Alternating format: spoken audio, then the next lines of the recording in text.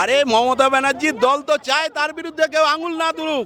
মমতা ব্যানার্জি যেই আঙুল তুলবে তাকে বলে তোমার তোমার এই চরিত্র নিয়ে প্রশ্ন করবে, তার এটা নিয়ে প্রশ্ন করবে। কারণ মমতা ব্যানার্জি চায় না, মমতা ব্যানার্জি হিটলারের শাসন ব্যবস্থা স্থাপন করেছে বাংলার বুকে।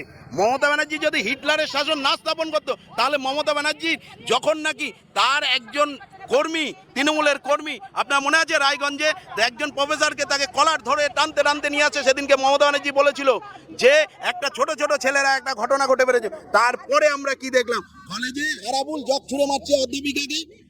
বাংলা জুড়ে মমতা বন্দ্যোপাধ্যায়ের নেতৃত্বে শিক্ষা ক্ষেত্রে যেভাবে আঘাত এনেছে, যেভাবে শিক্ষক সমাজের উপর মমতা ব্যানার্জি তার সরকারের তার কর্মীরা যেভাবে আঘাত আনছে, তার বিরুদ্ধে সমস্ত বাংলার মানুষকে আজ পথে নামতে হবে।